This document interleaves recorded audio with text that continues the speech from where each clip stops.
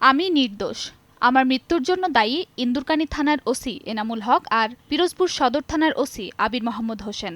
আমি ইন্দুরকানী থানার ওসির টাকা চুরি করি নাই, আমাকে ফাঁসানো হয়েছে। মৃত্যুর আগে এরকমই একটি চিরকুট লিখে গেছেন পিরোজপুর সদর থানায় কর্মরত ঝাড়ুদার আল মামুন।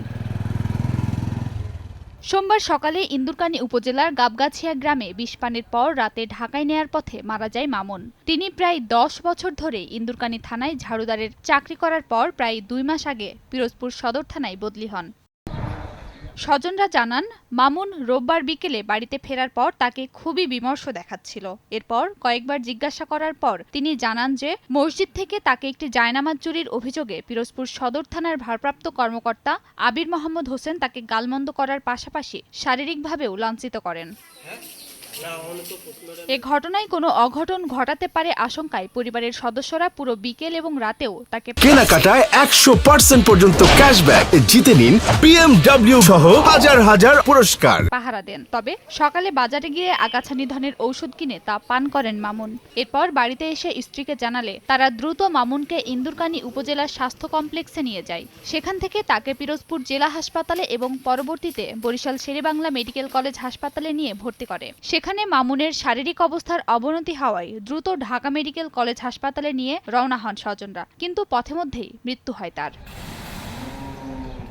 মামুনের স্ত্রীর অভিযোগ, ইন্দুরকানী থানায় থাকাকালীন ওই থানার ওসি এনামুল হক তার স্বামীর ওপর নির্যাতন করত। এমনকি সে পিরোজপুর সদর থানায় যাওয়ার পরও ওই ওসি ওখানকার ওসির সঙ্গে তার স্বামীর বিরুদ্ধে আজেবাজে কথা বলেছে, যাতে সেখানেও তার স্বামী নির্যাতিত হয়।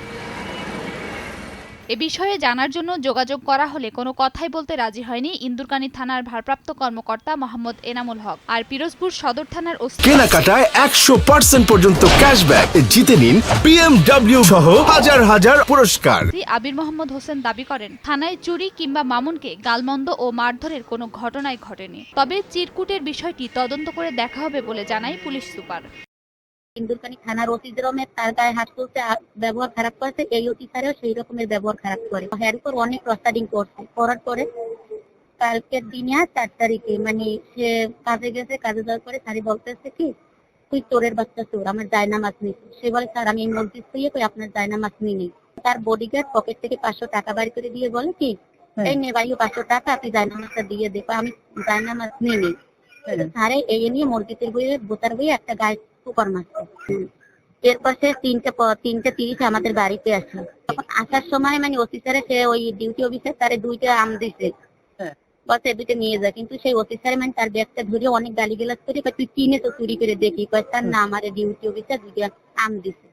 অনেক গালিগালাজ খারাপ করছে, কিন্তু স্পষ্ট সইতে না করে রাত্রি আসিয়া মানে ওই সময় আমার কাছে সবকিছু বলছে। বলার পর আমি আর আমার মেয়ে ছেলে, এবার আমাদের দোকানে থানার রুবেল ভাই, সেও ১১টা পর্যন্ত ছিল। চিরকুট লিখে যাওয়ার বিষয়টি আমি অবহিত হয়েছি এবং সেখানে ২ থানার ওসি সম্পর্কে মামুন লিখেছেন যে তার মৃত্যুর জন্য তারা দায়ী। এখন কিভাবে দায়ী, কি ঘটনা ঘটেছিল তার সাথে, সেই বিষয়টা এখনো জানা নেই। তবে এই বিষয়টি আমরা অনুসন্ধান করে দেখব যে তার সাথে কোনো অন্যায় আচরণ হয়েছিল কিনা বা এর পিছনে কোনো সমস্যা আছে কিনা। তো ও তো সদরে থাকে, এই বিষয়ে আপনি সদরকে বলেন, আমার থানার এলাকায় আসে না, থানা কম্পাউন্ডে ছিল না। মামুনের ১৬ বছর বয়সী একটি মেয়ে ও ৮ বছরের একটি ছেলে রয়েছে। সময় সংবাদ, পিরোজপুর।